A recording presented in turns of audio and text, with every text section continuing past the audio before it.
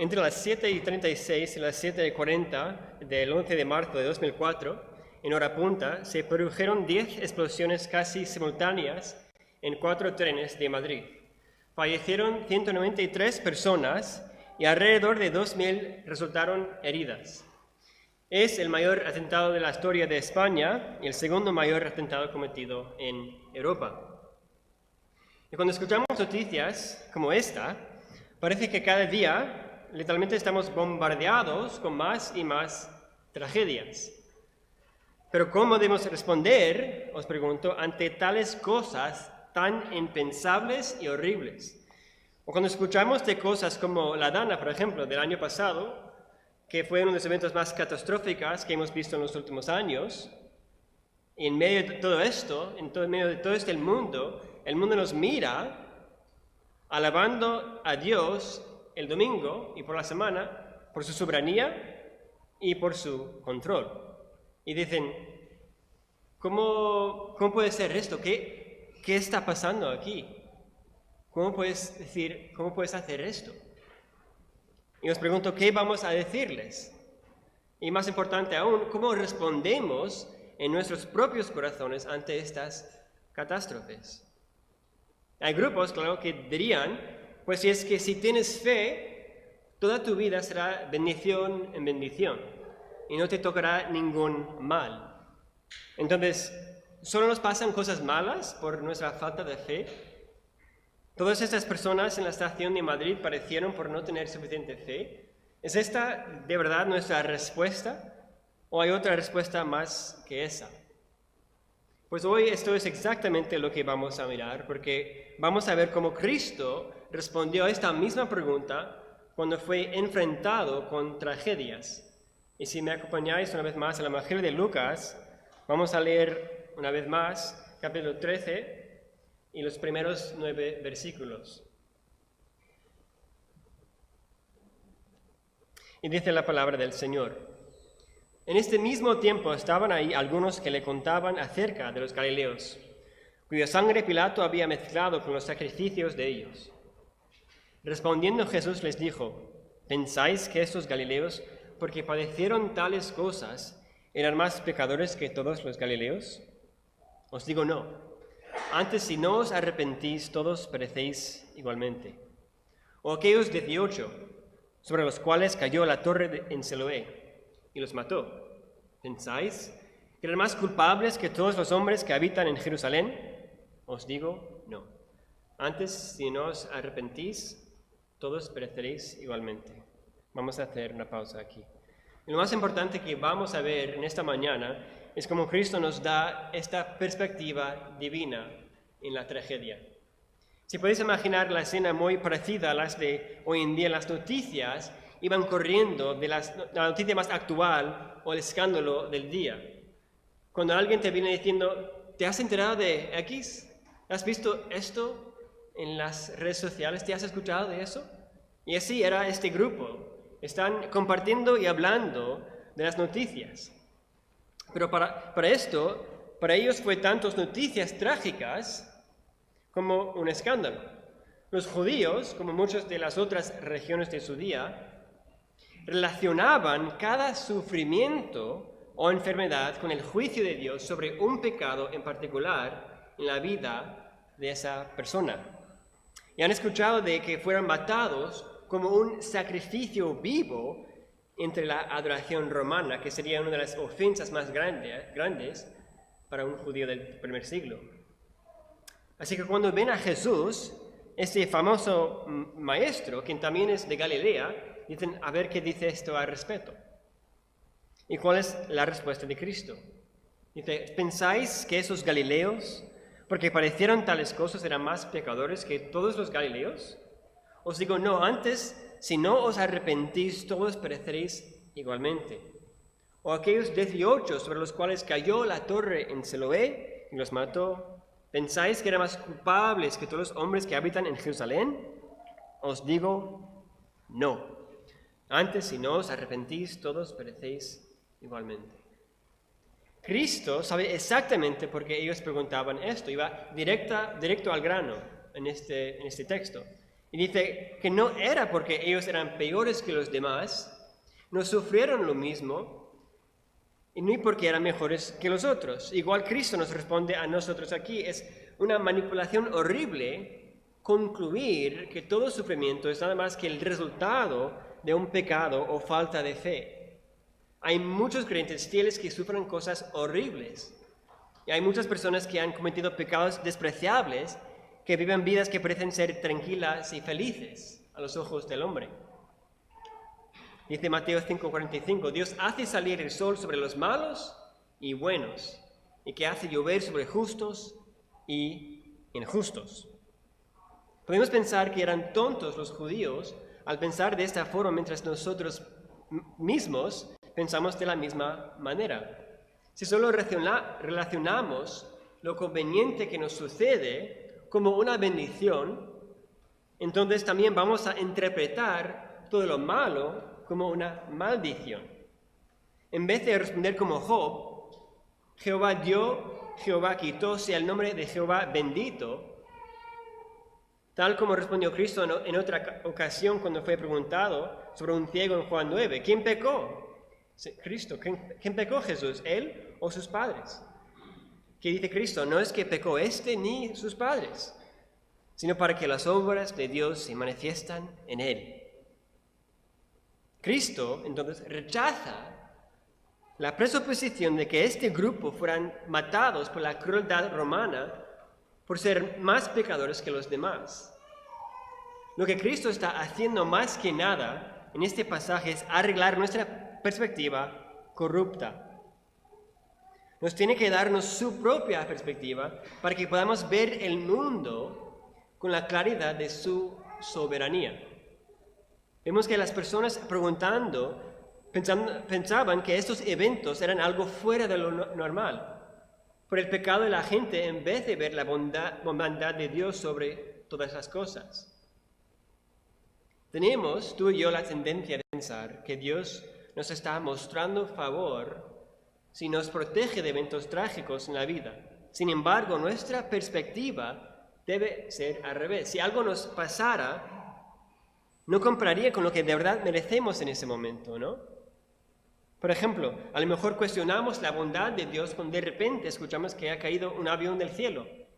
Sin embargo, ¿cuántos días le agradecemos y alabamos por los casi 100,000 aviones que no caen cada día?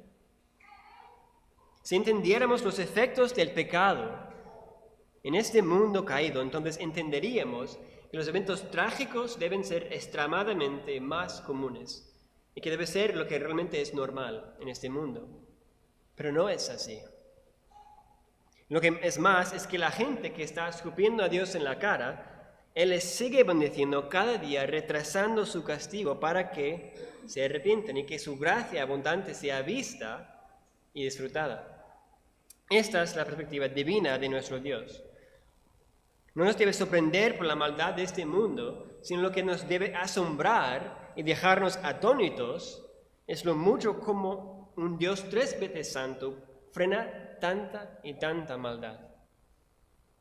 Así que dice Cristo cuando responde diciendo, ¿pensáis que eran más pecadores por esta tragedia? Lo que no entendemos es que si el juicio de Dios se ejecutara tal como merecemos y según nuestros pecados, no quedaría absolutamente nadie vivo, ¿verdad? Es parecido cuando nos dicen, si tu Dios es bueno, ¿por qué no elimina toda la maldad de este mundo? Y ya está, si es tan bueno tu Dios. Porque claro, no se dan cuenta que ellos mismos estarían incluidos en esa maldad. Lo que también implica esta perspectiva divina es como nuestra idolatría, como hablamos en esta mañana, nuestra idolatría de las mismas bendiciones de Dios. Si yo bendigo a Dios solo cuando me vaya bien la vida, ¿qué es lo que realmente estoy bendiciendo? Lo que estoy realmente adorando. Podemos caer en la misma idolatría por solo adorar a Dios por lo que hace por nosotros, en vez de adorarle simplemente por quien Él es. No es nada malo, claro, adorar a Dios después de que Él hace un milagro en nuestra vida.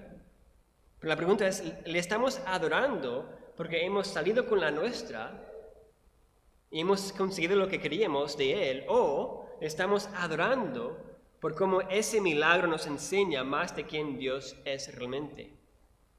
La evidencia más clara es cuando viene la respuesta que queremos y olvidamos de todas las oraciones que pedimos antes. Nunca debemos subestimar la capacidad de nuestros propios corazones de idolatrar hasta las cosas más buenas. Cosas que son en sí mismas buenas, pero no son dioses, no son dignas de adoración. Dice el profeta Jeremías, engañoso es el corazón más que todas las cosas y perverso, ¿quién lo conocerá? Eso es Jeremías 17:9. Y con razón, Juan Calvino, el reformador, dice que nuestros corazones son fábricas de ídolos. Si queremos ver a Dios tal y como es, tenemos que aprender a no fiarnos de la perspectiva de este mundo y quitar nuestras expectativas falsas. Tenemos la tendencia de pensar que tenemos el derecho de recibir bendiciones como niños desagradecidos y mimados. Cuando dejamos de echar la culpa y miramos la realidad de nuestro pecado y del pecado en este mundo al que todos aquí han contribuido, entonces veremos el Dios de infinita misericordia, hasta en los eventos más trágicos. No estamos propensos a aceptar esta realidad porque no nos imaginamos la infinita magnitud realmente de nuestro pecado. Y por lo tanto la magnitud de la misericordia de nuestro Dios. Muchos no aceptarán la perspectiva de Dios porque siempre serán más sabios según su propia estimación. Esto es el mismo pensamiento que les detiene atrapados realmente en sus pecados, su propio orgullo. Entonces, según la perspectiva divina, la pregunta no es ¿cómo puede Dios dejar que tal o tal cosa pase?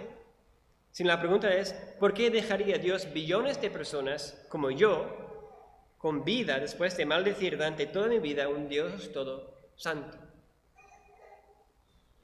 Porque me dejaría con vida después de merecer un castigo tan permanente, inaguantable. Dios no debe su bondad a nadie, solo debe su ira. Si todo el mundo merece su ira y Dios hubiera condenado, eternamente a todas las personas de todos los tiempos, habría sido 100% justo. No es así.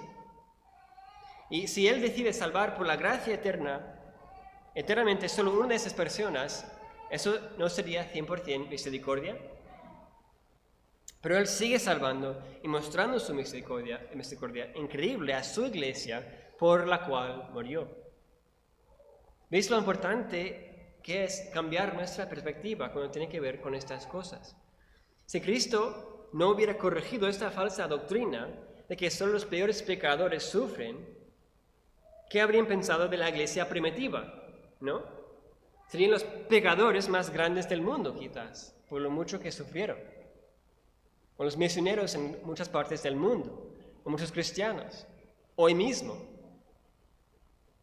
Pero no, ellos sabían que si su perfecto maestro fue maltratado, fue crucificado para manifestar la gracia y gloria de su Padre, no iban a esperar ellos otra cosa de este mundo.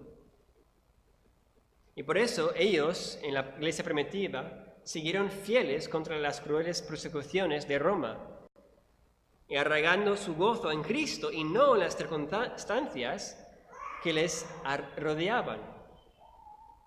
Ellos entendieron que no es una cuestión de los eventos que nos sucedan que determinan si somos bajo el juicio o la bendición de Dios. Porque tanto para la iglesia primitiva como para nosotros no hay bendición absoluta fuera de Cristo. Si le tenemos a Cristo, todo lo malo y lo bueno que nos pueda ocurrir en este mundo sea finalmente para nuestro bien, como dice Pablo en Romanos. Todas, no algunas, todas las cosas cooperan para bien para los que aman a Dios y son llamados conforme a su propósito. Todo para que conozcamos más a Cristo. Pero si no le tenemos a Él, todo es juicio, hasta las cosas buenas es juicio, porque servirán como testigo de haber rechazado a Dios aún después de bendecirnos. Y como dice Pablo, aprovechan de la misericordia de Dios y están acumulando ira para el día de juicio. Así que volviendo ahora a nuestro texto, hemos visto que para ver las tragedias de una forma correcta, tenemos que tener la expectativa y la perspectiva correcta. Y si tenemos la perspectiva correcta, según lo que nos dice Cristo, nos es dada solo una respuesta. En versículo 3, os digo, no. Antes, si no os arrepentís, todos pereceréis igualmente. O aquellos 18 sobre los cuales cayó la torre en Siloé y los mató, ¿pensáis que eran más culpables que todos los hombres que habitan en Jerusalén? Os digo, no. Antes, si no os arrepentís, todos pereceréis igualmente. Lo único que nos es dejado al ver la realidad de estos eventos es arrepentirnos. Y me gusta que el primer ejemplo en versículos 2 y 3 habla de la crueldad de los romanos, de Pilatos, pero en los versículos 4 y 5 habla de lo que sería más parecido a una catástrofe natural, a lo que sucede por accidente. En las dos situaciones, Dios sigue misteriosamente soberano, pero el mensaje de Cristo es que deben servir como que un aviso para algo mucho peor. Y ese es nuestro segundo punto, un aviso del juicio verdadero. Estos judíos que preguntaron sobre este evento estaban tan preocupados por el juicio de Dios sobre otros, por eventos terrenales, cuando realmente deben estar preocupados por el juicio espiritual y eterno que enfrentan ellos mismos. Eso sería como alguien conduciendo por la montaña y se distrae por un pequeño accidente mientras no se dan cuenta que están a punto de caer por un barranco. Si pasamos la vida solo pensando, solo observando lo pecaminoso que son los demás, como estos judíos en esta ocasión, tenemos mucha más razón que temer que las personas que juzgamos. Porque si solo critico a los demás y veo tan claramente su pecado, pero soy ciego a mi propio pecado, debo yo de verdad temer sobre mi propia alma. Y si tenemos tú y yo el Espíritu Santo y si tenemos la salvación, nuestra visión por nuestro propio pecado siempre debe ser más clara que los pecados de los demás. Porque no podemos amar a Dios y estar tranquilos cuando Él nos enseña cómo estamos pisando el mismo sacrificio de su Hijo. No estoy diciendo que nunca hemos de reconocer los pecados de otros, ojo. Pero hemos de reconocerlos con el amor y la humildad, tratando a otros como Cristo nos está tratando, nos trató, que murió por nosotros, aun cuando éramos pecadores. Así que las tragedias de este mundo también nos sirven como un aviso de una muerte eterna. Dando como nuestra vida aquí es solo una sombra de la vida eterna, para los creyentes la muerte también es una sombra de la muerte eterna, de la cual Cristo nos vino a rescatar. Y nos gusta hablar de cómo nos hemos sido maltratados y por los demás y cómo hemos experimentado en esta vida tanta injusticia en nuestras vidas. Pero si de verdad sufriéramos justamente ahora, estaríamos condenados. Y la única persona que realmente ha sufrido injustamente fue la única persona que no lo merecía. Y el Señor Jesús mereció por su vida la vida eterna.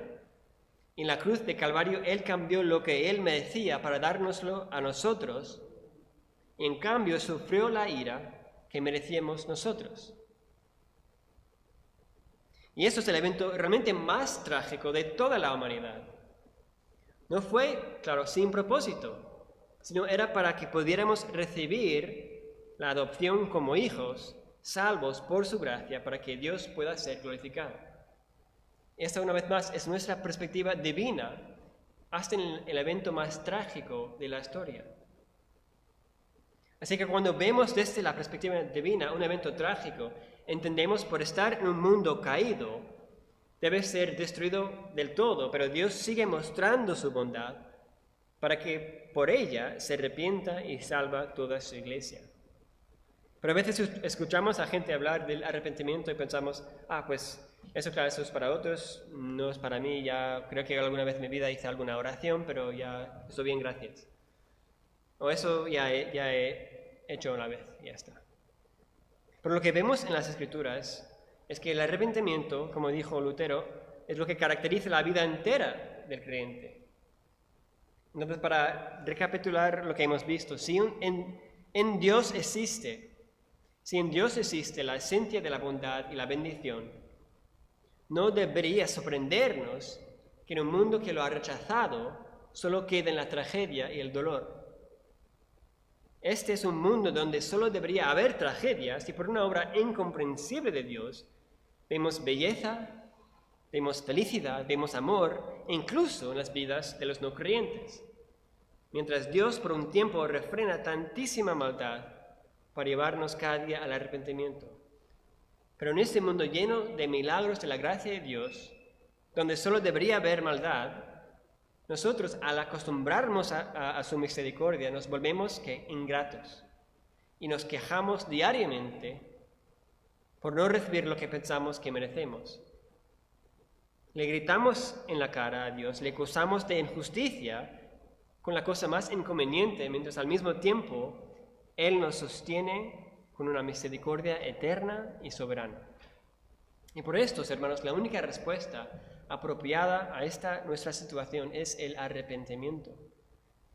Nuestra relación con nuestro Padre es una relación viva, que su Espíritu me está mostrando más y más mi pecado para que pueda vivir en su gozo abundante. Cuando descuidamos el arrepentimiento en nuestras vidas, no nos debe sorprender cuando nos encontramos infelices y no satisfechos con nuestro tiempo en la iglesia o en la palabra. Y si quieres ser libre de la apatía, si quieres experimentar el gozo de conocer a Dios, todos estos frutos solo se producirán cuando cedamos a la obra del Espíritu Santo para podarnos como las ramas que somos, mientras seguimos conectados a la vid que es Cristo. Como dijo el predicador puritano John Owen, mata al pecado o él te matará a ti. Cristo entonces en nuestro texto nos destaca cuán necesario es que produzcamos fruto. Vamos a acabar mirando nuestro pasaje hoy en Lucas 13, en los versículos 6 a 9. Dijo también esta parábola: tenía un hombre una higuera plantada en su viña, y vino a buscar fruto en ella, y no lo halló. Y dijo al viñador: he aquí hace 3 años que vengo a buscar fruto en esta higuera, y no lo hallo. Córtala, ¿para qué inutiliza también la tierra? Él entonces respondió, le dijo: Señor, déjala todavía este año, hasta que yo cabe alrededor de ella y la abone. Y si diere fruto, bien; si no, la cortará después. En esta parábola de nuestro Señor vemos claramente un resumen de todo lo que hemos visto y todo lo que hemos hablado en esta mañana. Pero más que nada vemos un aspecto que nos trae a nuestro último punto, el fruto de la misericordia. En la parábola, ¿cuál es el propósito de dejar la higuera un año más? Versículo 9. Si diere fruto, bien; si no, la cortarás después. ¿Cuántos libros se han vendido porque miles y miles de cristianos están desesperados por saber la respuesta a una simple pregunta? ¿Cuál es el propósito que Dios tiene para mi vida? Y aquí vemos el único propósito que tiene para tu vida: que produzcas fruto. El fruto más importante, el primer fruto, como hemos visto, será el fruto del arrepentimiento. Como dice Cristo en Mateo 3:8, dad frutos dignos de arrepentimiento.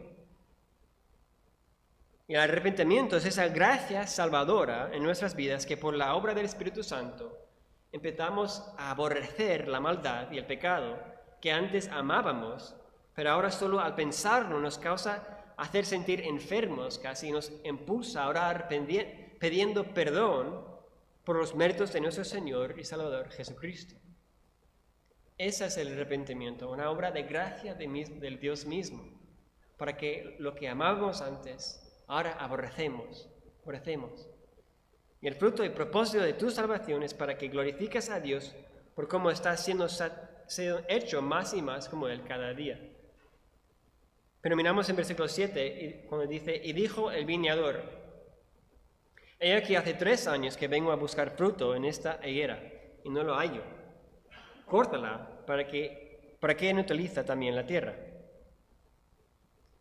3 años, por lo que he leído, para que una higuera llegue a su tiempo necesario para que crezca como una higuera madura. Aquí vemos tanta paciencia por parte de Dios. Esa es la perspectiva, una vez más, la perspectiva divina. Dios nos ha esperado mucho más de lo que merecemos. No tenemos ninguna excusa tú y yo. Y si estás aquí y nunca has ido a Dios en arrepentimiento, reconociendo tu propio pecado, reconociendo que Él es el único Salvador y el único medio entre Dios y hombre para ti, no estás produciendo el fruto de salvación. Hoy es día de salvación. Y el hecho de que ahora Dios te ha dado más tiempo para arrepentirte no significa que ni en una hora tendrás la misma oportunidad, ni quizás en 5 minutos. ¿Quién sabe si, como en esta parábola, hace 1 año Dios te ha dado solo 1 año más para arrepentirte? Si no te arrepientes, serás, ¿qué? Cortado. Como dice Cristo también en Mateo 3:10, ya también el hacha está puesta a la raíz de los árboles. Por tanto, todo árbol que no da buen fruto es cortado y echado en el fuego. Entonces, el texto una vez más nos pide con todo lo que hemos leído, ríndete a Él. Ríndete a Él para que reine sobre el trono de tu corazón y que Él sea tu único Señor y Salvador. A lo mejor estás aquí, estás cansado y te sientes que estás llevando el peso del mundo sobre tus hombros. Estás asustado por el mundo que te rodea y no sabes cuánto estrés te impones innecesariamente. Deja que el gran viñador te cuida, descansa en Él, como dice en versículo 8, que hasta yo cabe alrededor de ella y la abone. Si ignoras todo lo que Dios ha hecho para que descanses en Él, para producir fruto en Él, solo vas a lograr frustrarte más y más. Pero a lo mejor tu perspectiva sigue siendo igual del mundo. Te cuesta cuadrar la realidad de la bondad de Dios en tu vida. Nosotros sabemos que si damos a nuestros hijos exactamente lo que quieren, en el momento que lo quieren, van a crecer malcriados sin paciencia y con la actitud de que el mundo está hecho para servirles. Y si esto es de verdad entre un padre y un hijo, cuánto más entre el Dios infinito y su creación rebelde. Dios sabe que dándonos todo lo que queremos, solo nos alejará de Él mismo, nuestra única verdadera vida. Tenemos que aprender por su gracia, no depender ni descansar de lo que Dios nos da o lo que Dios no nos da, sino depender y descansar en el Dios detrás de las bendiciones, para que Él sea nuestra única bendición. Podemos decir con el salmista, ¿a quién tengo yo en los cielos sino a ti? Y fuera de ti, nada deseo en la tierra. Y esta, una vez más, es la obra del Espíritu Santo para producir estos frutos, de desear, de anhelar lo que es realmente lo más deseable, según Dios. Él realmente es todo sabio. Los padres tienen que decir, otra vez más, tienen que decir muchas veces no a sus hijos. No porque quieren entristecerles y hacer que sus vidas sean miserables. Nosotros entendemos eso. Sino que como padres tienen que una perspectiva para saber qué es lo mejor para su hijo, aunque esos padres saben que sus hijos no van a poder entender su perspectiva, porque simplemente no son capaces de entenderlo.